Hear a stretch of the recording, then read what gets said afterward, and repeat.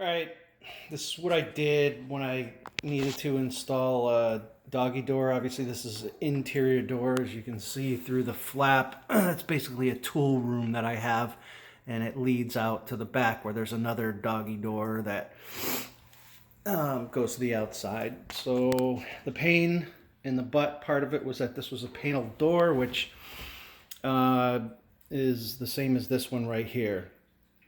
So what I did is I couldn't find any really good solutions. There were a few. This is the way I just ended up handling it.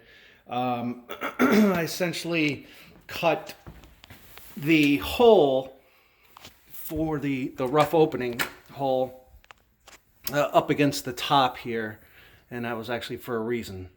And I basically just framed it out like this. This is just like cheap scrap. Well, it's not cheap, but it's extra molding that I had. It's just like, window molding. Let's see if I can get an angle here. So it's basically just that.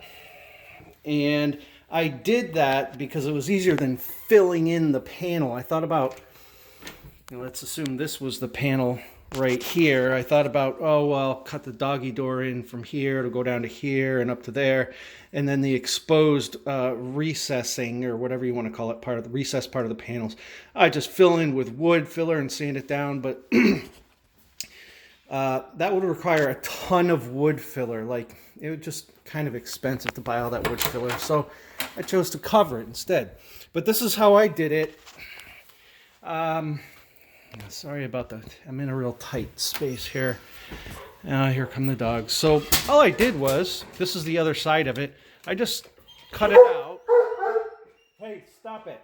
I just cut it out and put it in. And I just cut off these little, I measured because there's clearance here. Let's see if I can get an angle. I can't really. But you get the idea. It's flush here. Go get him. Go get him.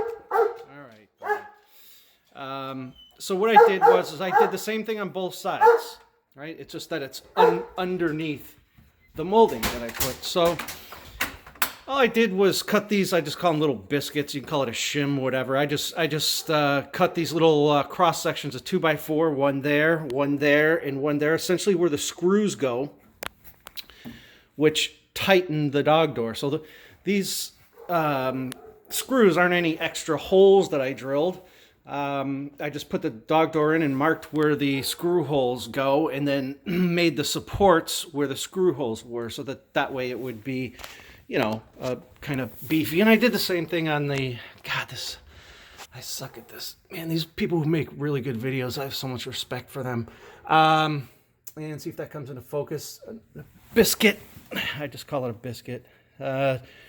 Here and where that screw is. And then I have one down here at the bottom here, right?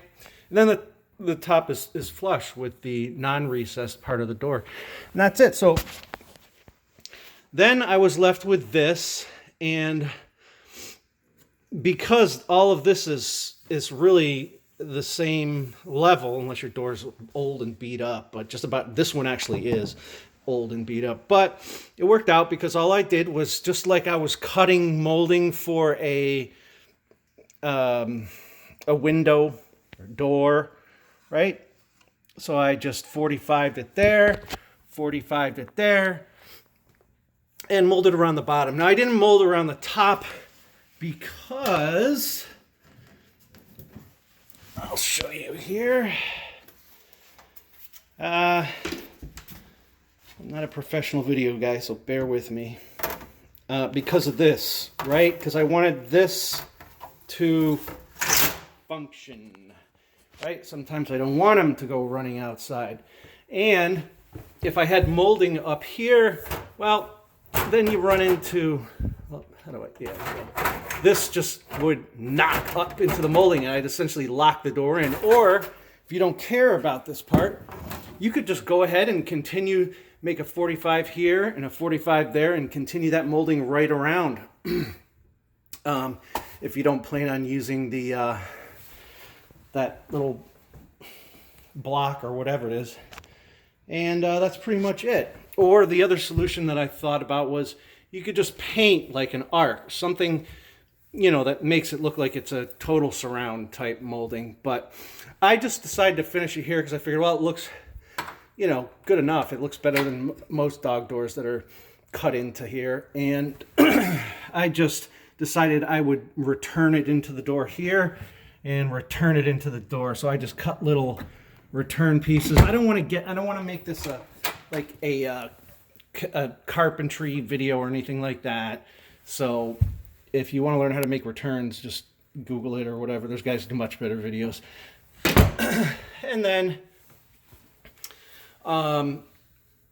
I just put shoe molding around the outside of it to seal up the unevenness of any cracks. And that's pretty much the finished product right there.